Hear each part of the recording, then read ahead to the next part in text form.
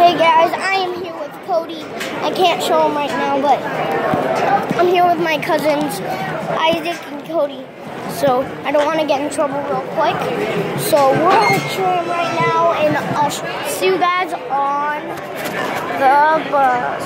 Tram in the tram, let's ride. Okay, there's some deers.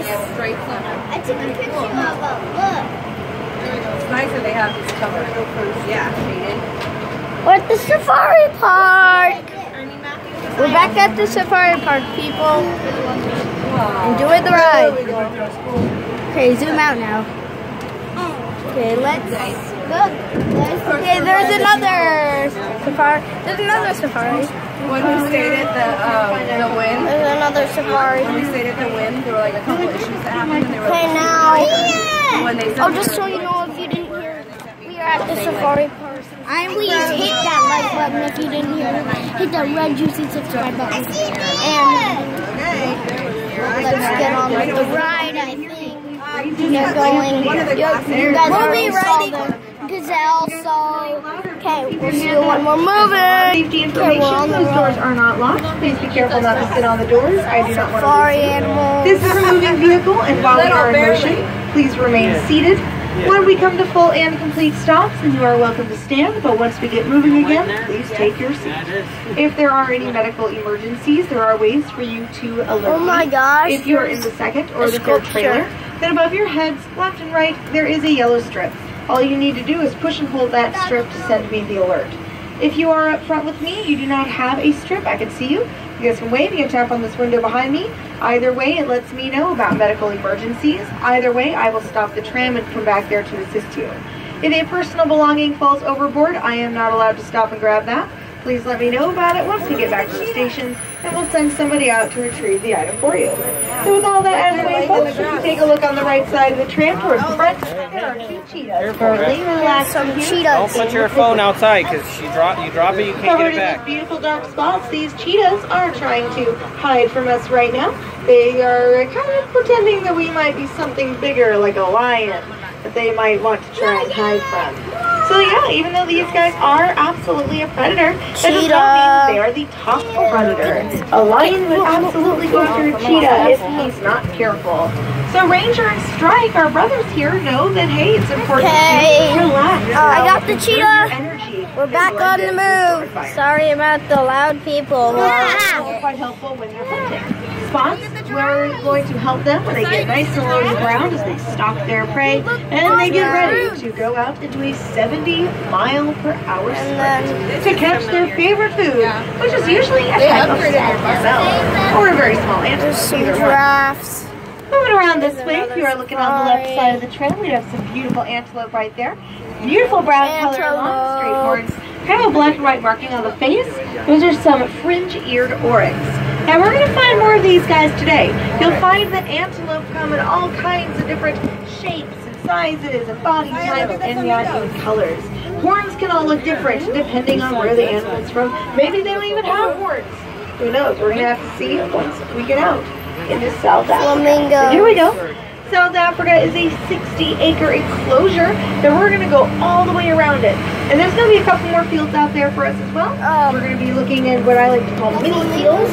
So areas where we have maybe smaller animals, or maybe the areas are not as big as I want to do auto. and maybe there's just less animals in there. So we're going to be looking in there as well. We're going to try and find out which animals will come out for us. Because that is very important for me to mention. We do not force these animals to do stuff that they do not want to do. If they don't want to be seen, then they're not going to be seen. If they don't want to be running around, then they're not going to be running around. And that's also very true even during our shows. Here's a field. I have been to a couple of bird shows, just being here as a guest, where the birds just didn't do what the trainers wanted them to do. And you know what? That's perfectly okay. So what do the trainers do if the bird didn't perform the behavior? Absolutely nothing. They're like, all right, we'll go on to the next one. That's perfectly fine. We do not punish our animals. That is a terrible idea. Not only is this really bad for them, but we also don't want to stress our animals out and make them think that something terrible is going to happen if they do stuff that we're not very happy with, or things that we just aren't expecting. You know, if they do something that we are wanting from them, then yeah, they get our reward. But if something happens or something doesn't happen that we're expecting, then we just move on and we'll try again. Oh my goodness! That is the end of it. Now, as for all of our animals out there on the way back left, there, these guys are not performers, okay? They are, oh my gosh, it's an emu! They are going to do what wild animals. There's an We're emu! going to be looking for all kinds of neat behaviors. In fact, we're seeing a Mom, behavior it's an right now from that southern white emu! Way rhino back in there! the wild. Way back there! So what are you doing? It's an emu! It's an emu! He's standing and relax. Really, that's behavior? Emu right there. The tiny dog. No, that's an astronaut. Granted, this guy doesn't have very many natural predators, No, but he it's still an wants to emu. be very careful. Okay. Doesn't he kind of look like a giant rock with legs? That's kind of what the rhinos look like to me. And that means that he's using a beautiful gray color to try and blend in with his environment. Oh, here we go. We get a better view of the emu. Some other rhinos today, and really check that out. So yeah, color can play a huge part in protecting our animals out in the wild. Emu. Up here a little bit, you got some pelicans in the water. These are some Dalmatian pelicans from Africa. You also have that ostrich coming down to get a little something to drink. Oh yeah, that's an ostrich. She's a female African ostrich. She's a ostrich. little over 6 I thought it was an feet tall, emu. and she weighs 250 pounds. Wow. Hanging out with the Canada geese. Not quite Mom, that. can you make it? We also have another look at Chuck back there on the other side of the pond, which is quite nice. Stop. So go ahead and stop here real quick. That way you guys can see Chuck again. And also all of the white-faced ibis that just took off. And they're going to land once more. And then even more geese in the back.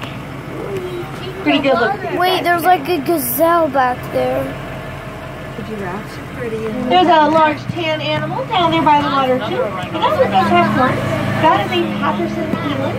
That is a type of antelope. So hey, when we move on over this way, let's see if we can get closer. Eland are among the largest of the antelopes, so they are quite interesting for us to look at. Let's check Okay, them out. there is no rhino as far as I can see. I did. I did. You should have pointed to it. See the big gray house? Looks like we have a couple of our eland hanging out over here. Oh, Chuck is in the water. There's a Chuck way down. rhino. So, especially now when he's in the water, he really looks like a rock. But he's way out there in the water again. But here's a much better look at Oh my gosh, I get a perfect view of this rhino. One here does have horns. When I zoom in, Might seem a little bit odd. A lot of the time when we see animals with horns, we think that must be he's one of the males, right right? there. Well, yeah, these, a couple of these ones next to are male. One of them's a female. See if you guys can figure out which one's which. Oh, Isn't that wow. pretty? Giraffe. The phone's over there. You have to actually know what you're looking for. So really, you have to look at that belly right there. So that's really the only way for you to really tell which of these is a male or a female. For some animals, it's a lot easier than others. Kind of depends on the situation. But for these guys, they are Jason, look at that not certain where they're going to end up. So females grow horns. Oh, That there's way bones. they can compete for food and water if they have to. It is survival of the fittest. And if you don't have enough strength to fight for your right to eat, then you don't get to eat. So that's what's going on with this particular species. Inside. If you're looking out here on the right side of the tram, look past the fence. Look up by the pine trees, because that way you can find our Grevy's zebra. So the zebra actually in this habitat behind the bird area that we're right next to on the right. You have to look all the way up there by the pine trees, through the area through there. Jeremy, it wants you. They're kind of walking around out there. Come here, boy. Come at me, bro. Find the waterfall here on the right. That is a Goliath heron. He is both sunbathing and also trying to get rid of that extra body heat. All at the same time. Cody, we're ready. Very confused. We're back home! Sending us some My goodness, look at those guys by that water thingy. Let's see what else we can find. Why won't it focus? This is a very interesting Come on, animal. there, They're very nope. similar to our fringe-eared oryx from that first field, right? Farther on the left. Except these ones are much lighter in color, but they still have those markings. They've still got those long, straight horns. That's called a hemsbok. They're also known as the South African oryx. You guys are going to see a whole bunch of them on the way here. We've got a big old herd of them, and they're kind of spread out right now because it is going to be a little later in the afternoon, so they want to try and spread themselves out a bit. Baby giraffe. Sorry, which made a couple of There's some here. antelope. So again, kind of hard to tell if this is a male or a female, but yeah, those are definitely females. Oh, there's one by its mama. Giraffe, everybody. Baby giraffe here. Her name is Tazama, which means lookout in Swahili, because that is exactly what a giraffe is. Lots of our shorter animals depend on the giraffe to be a community watch, right? Where's the giraffe? They also are going to be helping. Oh, never mind. I thought it was a giraffe by its baby. And a fantastic sense of eyesight. They've got great eyesight, and that's going to help them find predators that might be hiding in the grass. Well, why can't any of the shorter animals do that? Well, many of our mammals have very interesting eyesight. For many of them, they cannot see the same range of color that many humans can. So for them, colors like orange, green, yellow, that all looks the same to them. For the giraffe, they actually can see those colors. They have their eyesight has a range that's pretty similar to us humans. So for them, they can actually see the difference between the orange and the green.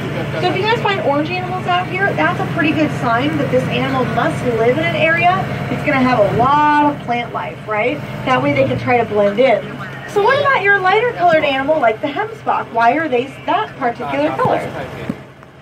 Well, because this is a desert adapted animal. So they're trying to blend in with sand dunes. This is a great color for that. The markings may not make a whole lot of sense right off the bat, because black and white do stand out the most to these animals. Well, the marking on the face does a couple things. One, helps you to communicate with other members of the group. Two, that is meant to make these guys look much, much bigger and much scarier to predators. So if you're a lion and you come along and you think, okay, I'm going to go ahead and get this antelope, and all of a sudden it looks like its ears are facing behind him, like he's looking right behind him, that's a little scary. I don't know about you, if I'm a lion and all of a sudden my prey can see through the back of their head, that's a little bit scary. So I don't know if I'd want to go after that guy. That's actually what they do. They've got these dark circles inside their ears. They turn their ears behind them to listen Time to what's I going can on have a behind video them. is The lion 13, thinks that suddenly so their we eyes might have to end the video a little bit in an hour. Right? So yeah, they definitely The want max nothing to do with time. that point. I know, the max time is an hour. 59. Alright, well, what about this guy? We're coming up to the Cape No, that's not buffalo. the max time. Probably It's one of my actually favorite animals 15. out here. The Cape buffalo are incredible. We can see this guy trying to climb into the feeder. That's one way to make sure that you get to eat all the food. So this is an incredibly protective species. A lot of the time, this is an animal who is going to do whatever they can to protect each other. So for a lot of our animals, if a baby is caught by a predator, baby's going to, of course, yell out for help. He's going to bellow. And then mama is going to try to come to the rescue. She'll do what she can. A lot of the time, that's your smaller animal. We might have to. No one else in the group really wants to help out, though. That's not their baby, so it's not their problem. If it's an adult who's caught by a predator, that's too bad. We might have to end this video. Sorry, Soon can't if help. you haven't here. If they're a larger animal, like the buffalo, like an eland, a rhino, then it's a very different story. If you're part of the group and your baby is caught by a predator, everyone's going to come to the rescue. Every single adult here wants to protect these babies. They're going to do whatever they have to keep each other safe. Okay, so what about adults? What if an adult is caught by a predator? That actually doesn't matter. You are still worth protecting. You are still part of the group. And you would do the same for them if the situation was in reverse. So it's very interesting how the size of these animals plays a huge part in what kind of herd they're going to have, what kind of lifestyle they're going to live. On the right side of the tram, we do have an animal out here. So this is the first animal on the right other than the zebra that we've been able to see so far. But this animal is wonderful, and I'm really glad that they're out today. Because here at the safari park, folks, one of the main focuses that we have is, of course, protecting animals that are endangered. So this is an endangered species next to us, and many people may not be very familiar with them. But unfortunately, there's only approximately 200 to 600 Somali wild ass left out in the wild, and that's it. A lot of it is due to things like habitat loss. Mom, it just said the A Look at word. a little baby back there. So you guys can find her. She's way in the back with Mom, and Mom's kind of moving around her. She's trying to make it a little bit harder for us to see her. But everyone out there definitely wants to catch that baby. Call The male's out there somewhere, but a lot of the time we'll see our male. He'll have stationed call a himself donkey an so he's looking out. Okay, we have to end the video right here. They were not. Wait, actually, let's pause it. They've been here for Baby almost 2 weeks. giraffe. They should, which is very important to this. Okay, we have to leave, so bye.